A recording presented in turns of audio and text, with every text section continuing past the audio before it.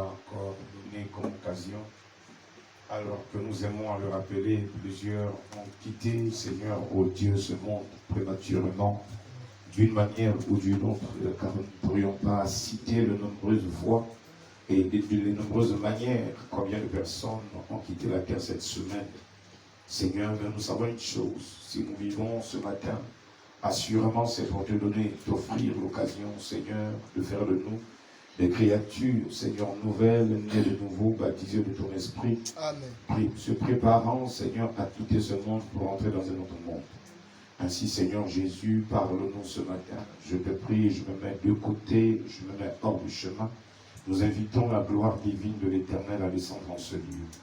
Que nos vies, Seigneur, soient libérées ce matin, Seigneur, et que ceux qui sont rentrés, chargés et fatigués, retrouvent du repos, et ceux qui sont rentrés malades soient guéris. La Bible dit, tu as envoyé ta parole et tu le guéris, Seigneur. Que la guérison ne vienne pas par l'imposition des mains, mais par la foi dans ce qui sera dit ce matin, Seigneur Jésus. Quand tu es venu sur la terre, Jésus-Christ, il t'avait scellé ton tombeau, Seigneur. Ils avaient décidé de t'empêcher de ressusciter. Mais cela n'a pu être empêché, car ce que tu décides, ô Éternel, nul ne peut l'empêcher, Seigneur.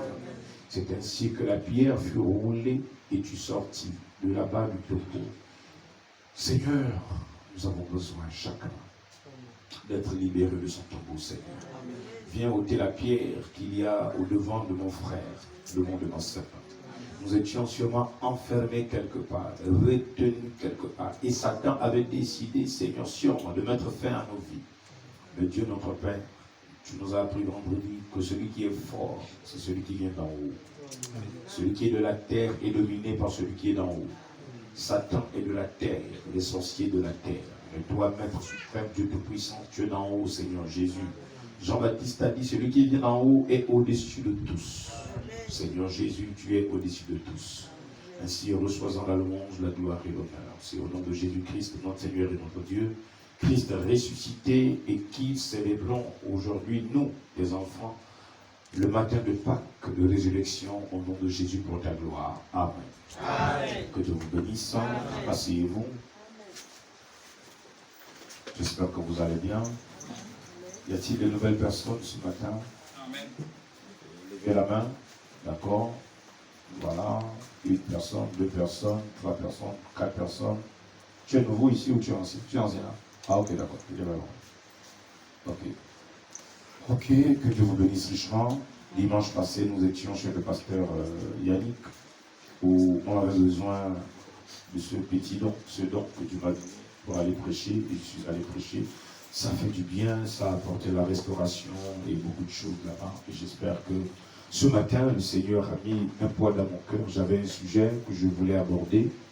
Et je ne sais pas si je peux faire un pas, 2 pas avec les 2 sujets, ou je vais mettre mes 2 pas dans ce seul sujet dans lequel nous sommes aujourd'hui, la résurrection de Jésus le matin de Pâques. Donc je vais dire des choses, affirmer et déclarer des choses. Et j'aimerais que chaque parole qui sortira de ma bouche soit considérée dans ton cœur comme une parole qui vient de la part de Dieu pour ta vie. Amen. Voilà. Ne te dis pas que je viens prêcher à l'église, je viens te prêcher à toi. Amen. Je ne sais pas quels sont tes besoins, quels sont tes soucis, c'est pourquoi je préfère mettre de côté ce que j'ai prévu et je vais prendre ce qu'il m'a dit de vous dire au nom de Jésus. Amen. Je peux entendre la main. Amen. Voilà. Le sorti de là, ne te demande pas comment cet homme connaît mes problèmes, c'est Dieu qui connaît tes problèmes. Amen, amen, amen. Je peux entendre la main. Amen. Je peux te dire ce matin aussi déjà avec une très grande joie, c'est que j'ai une bonne nouvelle pour toi. Amen. Amen. Amen. J'ai une bonne nouvelle. Je vais te le dire, mais pose le cœur. Amen. Amen. J'ai une très bonne nouvelle, frère. Une nouvelle chap-chap. Amen. Tu vas réjouir ton cœur. Amen. Nous avons eu beaucoup de nouvelles dans la vie. Oh, bientôt tu auras la femme. Non, bientôt tu auras le... Ah, bientôt tu vas te marier. Ah non, bientôt tu auras la voiture. Bientôt tu auras la promotion. Bientôt tu auras le travail. Ou bientôt. Beaucoup de nouvelles qui ne sont pas aussi mauvaises que ça. Amen. Amen. Amen. Ou bientôt tu seras guéri. Ou bientôt tu seras rétabli. Ou bientôt tu vas voyager. Ah, bientôt, même le visa est déjà libre. Le passeport est sorti. C'est vrai. Et moi je vais vous parler d'une autre nouvelle. Amen. Amen. Cette nouvelle-là, elle m'a fait chaud au cœur. Amen. Donc, c'est quelque chose qui s'est passé. Faites-moi un peu la soustraction de 2023 moins 33, moins l'an 33. Ça fait combien? Faites-moi un peu la soustraction de ça. Faisons 2019 moins 33. 2023, pardon, moins 33. Ça fait combien d'années? 1900 combien? Je souhaite qu'on parle avec le chiffre net. 2023 moins 33. 1990. 1990. D'accord. Donc cette nouvelle a été, comment dire, rendue populaire, publique et réelle il y a 1990 ans. Actuellement, si nous faisons confiance au calendrier grégorien que le pape nous a imposé et avec lequel nous vivons aujourd'hui, si les datations sont justes et sur le calendrier grégorien que nous utilisons, il n'y a pas d'erreur dans les jours, dans les années et les mois, nous pouvons faire confiance à ça. Parce qu'avant le calendrier que nous utilisons aujourd'hui, qui a été commandé par le pape Grégoire, ça, on ne sait pas si il y a un décalage de 20 jours, de 40 jours. Mais de toutes les manières, Dieu ne regarde pas. Je le prêchais il y a 2 ans, 3 ans. Dieu ne regarde pas le calendrier des hommes, il regarde son calendrier à lui. Amen. C'est pourquoi je peux te dire ce matin que Dieu a un calendrier pour toi. Amen. Et la date de Dieu, le jour de Dieu, le temps de Dieu ne peut jamais faillir. Amen. Je peux entendre la main. Amen. Donc, ne regarde pas tout le calendrier des gens. Selon le calendrier des gens, on peut te dire tu mourras en février. Mais dans le calendrier de Dieu, ce n'est pas février. Février, c'est peut-être dans le calendrier de Dieu, peut-être dans 7 mois. Toi, on te dit février, peut-être c'est dans 1 mois. Bon, là, nous sommes exemple en avril. On te dit exemple, tu mourras avril, mai. Dans le 1er mai, tu mourras. Bon, ça, c'est le calendrier grégorien. On nous a imposé, je ne sais plus en l'an combien là. Parce que même avant le calendrier grégorien, il y avait notre calendrier. Il y a eu notre calendrier que nous utilisons. Pourquoi comment on les appelle? Les Chinois ont leur calendrier. Les Russes ont leur calendrier. Il y a plusieurs pays qui ont leur calendrier à eux. Et exemple, les Hébreux. Les Hébreux n'utilisent pas le nôtre. Ils utilisent le nôtre dans tout ce qui est administratif, politique. Mais quant à la datation prophétique et à tout ce que Dieu a prévu, ils utilisent exactement le calendrier hébraïque. Amen. Amen. Qui est un calendrier lunaire adapté avec les étoiles et tout ce qu'il y a, machin, tout ça. Mais n'empêche que Dieu, dans tout ça, là, dans ce méli-mélo de tout ça, là, il nous envoie toujours un message. C'est pourquoi je remercie le Seigneur. Même pour l'arrivée de Jésus, il fallait un calendrier prophétique. Les Juifs l'avaient, mais ils n'ont pas compris. Les païens l'avaient et ils l'ont compris par la grâce de Dieu. Et c'était le peuple de Sèvres, du Cam et de Japheth, représenté par les 3 mages qui avaient su que c'était le temps où le Messie devait naître. Amen. Amen. Donc, nous allons parler de la tombe est vide. Voilà la bonne nouvelle que j'ai pour toi ce matin. Et nous allons essayer de développer cela autant que nous le pouvons par la grâce de Dieu. Alors, dis déjà à ton frère et à ta soeur, bonne nouvelle, la tombe est vide. Encore. J'ai pas entendu. Bonne nouvelle, la tombe est vide. Bonne nouvelle, la tombe est vide. Hein? Ah oui. Bonne nouvelle, la tombe est vide. Encore. Bonne nouvelle, la tombe est vide. Encore. Bonne nouvelle, la tombe est vide. Acclamons le Seigneur Jésus.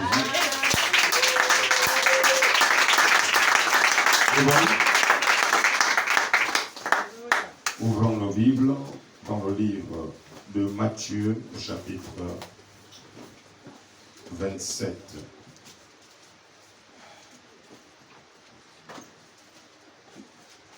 Matthieu, chapitre 27. Excusez. Ok. Matthieu, chapitre 27. Dès que le matin fut venu, tous les principaux sacrificateurs et les anciens du peuple tinrent conseil contre Jésus pour le faire mourir. Après l'avoir lié, ils l'emmenèrent et le livrèrent à Ponce Pilate, le gouverneur. Alors Judas, qui l'avait livré, voyant qu'il était condamné, se repentit et rapporta les 30 pièces d'argent aux principaux sacrificateurs et aux anciens, en disant, « J'ai péché, en livrant le sang innocent. » Et ils répondirent, « Que nous importe, cela te regarde. » Judas jeta les pièces d'argent dans le temple, se retira et alla se pendre. Verset 6. Les principaux sacrificateurs les ramassèrent et dirent, « Il n'est pas permis de les mettre dans le trésor sacré, puisque c'est le prix du sang. » Et après en avoir délibéré, ils achetèrent avec cet argent le champ du potier pour le sépulcre des étrangers. Vous allez comprendre pourquoi. C'est pourquoi ce champ a été appelé champ du sang jusqu'à ce jour. Alors s'accomplit ce qui avait été annoncé par Jérémie, le prophète. Ils ont pris les 30 pièces d'argent, la valeur de celui qui a été estimé et qu'on a estimé de la part des enfants d'Israël. Et ils les ont donnés pour le champ du potier comme le Seigneur me l'avait ordonné. Jésus comparut devant le gouverneur. Le gouverneur l'interrogea en ces termes. « Es-tu le roi des Juifs ?» Jésus lui répondit, « Tu le dis. » Mais il ne répondit rien aux accusations des principaux sacrificateurs et des anciens. Alors Pilate lui dit, « N'entends-tu pas de combien de choses il t'accuse ?» Et Jésus ne lui donna de réponse sur aucune parole, ce qui étonna beaucoup le gouverneur. À chaque fête, le gouverneur avait coutume de relâcher un prisonnier, celui que demandait la foule. Ils avaient donc un prisonnier fameux, nommé Barabbas. Comme ils étaient assemblés, Pilate leur dit, « Lequel voulez-vous que je vous relâche, Barabbas ou Jésus qu'on appelle Christ ?» Comme ils savaient que c'était par envie qu'ils avaient livré Jésus, pendant qu'il était assis sur le tribunal, sa femme lui fit dire, « Qu'il n'y ait rien entre toi et ce juste, car aujourd'hui, j'ai beaucoup souffert en songe à cause de lui. » Les principaux sacrificateurs et les anciens persuadèrent à la foule de demander Barabbas et de faire périr Jésus. Le gouverneur, prenant la parole, leur dit, « Lequel de deux voulez-vous que je vous relâche ?» Ils répondirent, « Barabbas !» Pilate leur dit, « Que ferez-vous donc de Jésus qu'on appelle, que ferez-vous donc que ferai-je, d'accord? Que ferai-je donc de Jésus qu'on appelle Christ ?» Tous répondirent, « Qu'il soit crucifié. » Le gouverneur dit, « Mais quel mal a-t-il fait ?» Ils crièrent encore plus fort, « Qu'il soit crucifié !» Pilate, voyant qu'il ne gagnait rien, mais que le tumulte augmentait, prit de l'eau, se lava les mains en présence de la foule et dit, « Je suis innocent du sang de ce juste. Cela vous regarde. » Et tout le monde répondit que son sang retombe sur nous et sur nos enfants. Alors Pilate leur relâcha Barabbas, et après l'avoir fait battre le verge, Jésus, il le livra pour être crucifié. Les soldats du gouverneur conduisirent Jésus dans le prétoire et ils assemblèrent autour de lui toute la cohorte. Ils lui ôtèrent ses vêtements et le couvrirent d'un manteau écarlate. Ils tressèrent une couronne d'épines qu'ils posèrent sur sa tête et lui mirent un roseau dans la main droite, puis s'agenouillant devant lui, et ils le raillaient en disant « Salut, roi des Juifs !»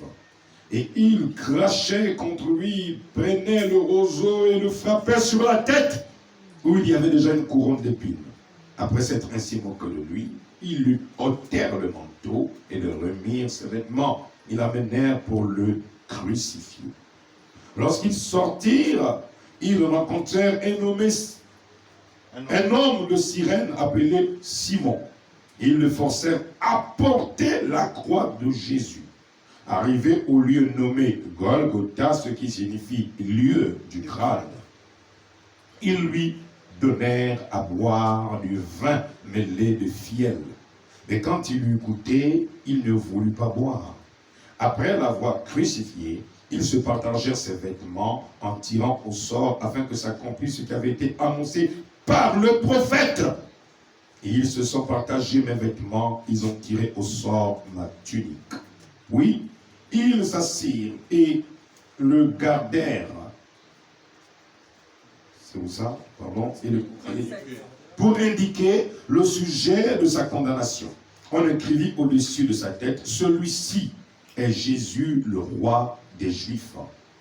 Alors, avec lui furent crucifiés deux brigands, l'un à sa droite et l'autre à sa gauche. Les passants l'injuriaient et secouaient la tête en disant, toi qui détruis le temple et qui le rebâtis en 3 jours, sauve-toi toi-même, si tu es le Fils de Dieu, descends de la croix. Les principaux sacrificateurs, avec les scribes et les anciens, se moquaient de lui et disaient, il a sauvé les autres, il ne peut se sauver lui-même. Et s'il est le roi d'Israël, qu'il descend de la croix, et nous croirons en lui. Il s'est confié en Dieu, mais que Dieu le délivre maintenant, s'il l'aime, car il dit, je suis fils de Dieu. Les brigands crucifiés avec lui l'insultaient de la même manière. Depuis la 6e heure jusqu'à la 9e heure, il y eut des ténèbres sur toute la terre.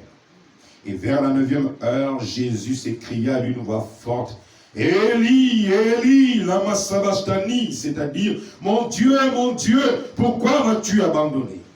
Quelques-uns de ceux qui étaient là, l'ayant entendu dire, il appelle Élie. Et aussitôt l'un d'eux courut prendre une éponge qu'il remplit de vinaigre, et l'ayant fixé à un roseau, il lui donna à boire. Mais les autres disaient, laisse, voyons si Élie viendra le sauver. Jésus poussa de nouveau un cri et rendit l'esprit. Et voici le voile du temple se déchira en deux depuis le haut jusqu'en bas. La terre trembla, les rochers se fendirent, les sépulcres s'ouvrirent, et plusieurs des corps des saints qui étaient morts ressuscitèrent. Étant sortis des sépulcres après la résurrection de Jésus, ils entrèrent dans la ville sainte et apparurent à un grand nombre de personnes. Le centenier et ceux qui étaient avec lui pour garder Jésus, ayant vu le tremblement de terre et ce qui venait d'arriver, furent saisis d'une grande frayeur et dirent assurément, cet homme était le Fils de Dieu. Et il y avait là plusieurs femmes qui regardaient de loin, qui avaient accompagné Jésus depuis la Galilée pour le servir. Parmi elles étaient Marie de Magdala, Marie, mère de Jacques et de Joseph, et la mère des fils de Zébédée. Que le Seigneur bénisse richement la lecture de sa parole. Asseyez-vous. Le soir étant venu, arriva un homme riche d'Arimathée, nommé Joseph, lequel était aussi disciple de Jésus. Il se rendit vers Pilate et demanda le corps de Jésus. Pilate ordonna de le remettre. Joseph prit le corps, l'enveloppa d'un linceul et le déposa dans un sépulcre, dans une tombe qu'il avait fait tailler dans le roc. Oui, il roula une pierre à l'entrée du sépulcre et il s'en alla. Marie de Magdala et l'autre Marie étaient là, assises vis-à-vis du sépulcre. Le lendemain, qui était le jour après la préparation, les principaux sacrificateurs et les pharisiens allèrent ensemble auprès de Pilate et dirent, Seigneur, nous nous souvenons que cet imposteur a dit quand il vivait, encore après 3 jours, je ressusciterai. Ordonne donc que le sépulcre soit gardé jusqu'au 3e jour, afin que ses disciples ne viennent pas dérober le corps et de dire au peuple, il est ressuscité des morts. cette dernière imposture sera pire près. Pilate leur dit, vous avez une garde, n'est-ce pas? Allez, garde-le comme vous l'entendez. Et ils s'en allèrent et s'assurèrent du sépulcre. Chapitre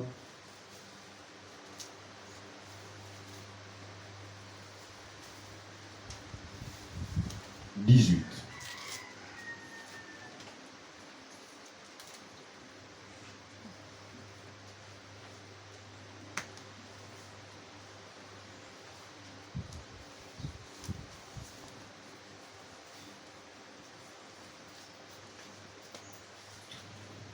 Si le pasteur Steve peut nous lire ça, Jean 18, avant qu'il n'aille pour être crucifié, nous arrivons à son arrestation. Jésus est arrêté. Jean 18.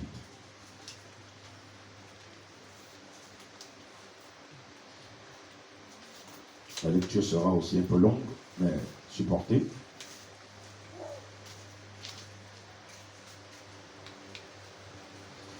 Jean chapitre 18. Je vous ai dit quand vous venez à l'église, les sœurs et les frères, ayez des calepins, des cahiers notés. C'est très important. Vas-y. Jean chapitre 18. Oui. Lorsqu'il eut dit ces choses, Jésus alla avec ses disciples de l'autre côté du torrent du Cédron, où se trouvait un jardin dans lequel il entra, lui et ses disciples. Judas, qui le livrait, connaissait ce lieu, parce que Jésus et ses disciples s'y étaient souvent réunis. Judas donc, ayant pris la cohorte et les huissiers qu'envoyèrent les principaux sacrificateurs et les pharisiens, vint là avec des lanternes, des flambeaux et des armes. Jésus, sachant tout ce qui devait lui arriver, s'avança et leur dit, « Qui cherchez-vous » Ils lui répondirent, « Jésus de Nazareth. » Jésus leur dit, « C'est moi. » Et Judas, qui le livrait, était avec eux. Lorsque Jésus leur eut dit, « C'est moi », ils reculèrent et tombèrent par terre. Alors, pourquoi ces hommes armés, très armés, certains surentraînés, à arrêter des grands bandits de grands chemins, arrivent pour arrêter Jésus? Et au lieu qu'ils aient la force, parce qu'il n'a aucune arme, ni ses disciples, ils reculent et ils tombent. Qu'est-ce qu'ils virent? Qu'est-ce qu'ils virent reculer et tomber sur leur face? Amen. C'est l'aspect de la gloire de Dieu dans la vie de Jésus-Christ. Souvenez-vous, nous sommes aux dernières heures des moments de l'histoire de la vie de Jésus. Frère Branham, je lisais ce matin où il disait que Jésus-Christ était habité de toute la plénitude de la divinité et de la puissance de Dieu. Amen. Et pourtant, quand il fut arrêté, il n'utilisa aucune de ses puissances. Amen. Je vais répéter ça. Jésus-Christ était habité de la plénitude de toute la puissance de la divinité de Dieu. Et pourtant, le jour où il fut arrêté, il n'utilisa aucune de ses puissances. Amen. Amen. Vous imaginez qu'on vienne arrêter Dieu et Dieu ne fasse rien. Et Dieu qui engloutit Pharaon et sa grande armée dans la mer. Amen. Dieu n'a pas eu besoin de se battre avec Pharaon. Il a englouti Pharaon et son armée dans la mer. Dieu a laissé la nature régler le compte à un homme, à une brute appelé Pharaon. Je peux entendre la main. J'aimerais te dire que quel que soit le problème que tu as, le Dieu que tu sers est celui qui est tout puissant. Amen. Jésus-Christ. Cette voix va me dire ceci. Mon fils, si Satan était plus fort, il m'aurait empêché de revenir dans mon corps. Parce que Jésus-Christ a fait 3 jours au séjour des morts. Il a passé 3 jours. 3 jours au séjour des morts. Pendant que les gens se baladaient sur la terre de Jérusalem, Jésus est descendu au séjour des morts. Il a passé 3 jours au séjour des morts. Lorsqu'il passe ces 3 jours, le corps est au tombeau. Une pierre est roulée dessus. Et Dieu me dit que si Satan était très fort, plus que Satan avait discuté le corps de Moïse. Si Satan a discuté le corps de Moïse, c'était pour l'empêcher d'apparaître à Jésus avec Élie sur la montagne de la transfiguration. Parce que dans l'histoire de la vie du Mashiach, du Messie, Moïse et Élie allaient amener un message au Seigneur Jésus-Christ. Donc si Satan était très fort, comme il a discuté le corps de Moïse, il n'a pas vaincu, c'est le même Satan, ce n'est pas écrit, mais c'est une révélation. C'est le même diable qui a combattu contre la résurrection de Jésus. Suis-moi, mon frère, ma soeur. Le corps de Jésus fut gardé par 2 anges. Nous allons peut-être lire cela tout à l'heure. 2 anges gardèrent le corps de Jésus. Donc, à l'intérieur, il y a des anges. À l'extérieur, il y a des personnes qui ont décidé de mettre une fin à la vie de Jésus sur la terre. Mais nous savons par révélation que Jésus, personne ne l'a tué. Dans Jean 6, il dit, j'ai le pouvoir de donner ma vie et j'ai le pouvoir de la reprendre. Amen. Donc c'est une erreur quand on disait, les Romains ont tué Jésus. Les Juifs, non. Personne n'a tué Jésus. Jésus-Christ a offert sa vie en sacrifice. Amen. Dans le but ultime de racheter nos vies. Amen. Et de nous ramener à la véritable affiliation que nous avons avec le Père de Père. Amen. Donc Jésus-Christ offre sa vie en sacrifice.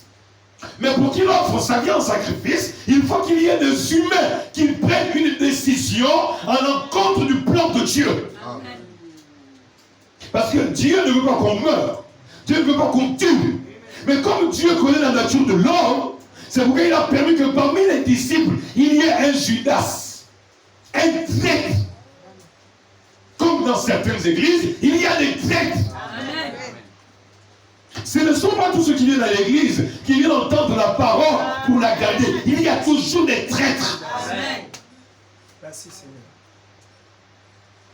Donc Judas a accompli sa mission et son but. Il va vendre Jésus pour 30 pièces d'argent. Mais le dessein de Dieu veut que l'estime qu'on a envers Jésus ne soit pas une estime profonde, une estime reliée à l'amour pur divin. Pour Judas, Judas avait une estime matérielle. C'est pourquoi Judas a vendu Jésus pour 30 pièces d'argent. Et c'est la même raison qui amène à certains pasteurs à prêcher derrière la chair pour concocter beaucoup de pièces d'argent. Amen. Et je me redis, ce sont des Judas modernes. Amen. Ceux qui vendent les prophéties, ce sont des Judas modernes. Amen. L'estime qu'on a de Jésus, on le met en matériel, on le met en monnaie. Amen. Ils ne sont pas moins que Judas, ce sont des Judas encore pires que Judas. Amen. Écoutez, frère, mais ce que j'ai aimé, c'est le fait que quand on jette les pièces dans le temple, ceux qui sont censés servir Dieu et faire le Fils dans le temple, leur réflexe, c'est la prophétie qui dit ceci: quand les pièces d'argent seront déposées, on achètera le champ des étrangers. Avec l'estime qu'on a eue de Jésus, donc, on vend Jésus pour 30 pièces d'argent. Les pièces d'argent pour lesquelles on vend Jésus, on achète le champ des étrangers, qui sera appelé le champ du sang. Non, là, c'est pas encore monté. On est s'arrêter. Hein? C'est bloqué. Les piles. Frère. Dis avec moi ce matin, Seigneur, aide-moi à comprendre. Seigneur, aide-moi à comprendre. Encore. Seigneur, aide-moi à comprendre. Le message de Pâques de ce matin. Jésus, aide-nous à comprendre. Le message de Pâques de ce matin. Je disais quoi tout à l'heure? Le sang du sang. J'aime Dieu parce que Dieu n'est pas obligé de tout nous dire. Mais il a tout écrit. Donc Dieu va permettre aux Juifs de rejeter le Messie. Parce que Judas, c'était un Juif. Bien sûr. Les Juifs rejettent le Messie pour de l'argent. Ils achètent un sang pour moi. Tu n'as pas encore suivi. Parce que qui sont ceux qui sont appelés les étrangers? Ce sont les païens. Qui sont ceux qui sont appelés les étrangers? Ce sont les incirconcis. Donc on achète un sang des étrangers et ce sang est appelé le sang du sang. Père éternel, laisse-moi demeurer dans ce sang du sang pour que je ne fasse rien sans le sang de Jésus. Je ne réussirai jamais dans ma vie si je ne suis pas resté dans ce champ. C'est le champ du sang. Oh, je n'entends pas une amen. Je peux te dire que toute la vie de Jésus était liée au païen. Regardez même comment elle s'appelle, la femme de Moïse. Dieu va vouloir tuer Moïse. Moïse, je vais te tuer. Mais Dieu, tu l'as pris pour être un prophète. Et lui, non, reste juste un jeu, c'est entre nous. Voici Moïse qui commence à fuir. Myriam se rend compte que l'enfant n'a pas été circoncis.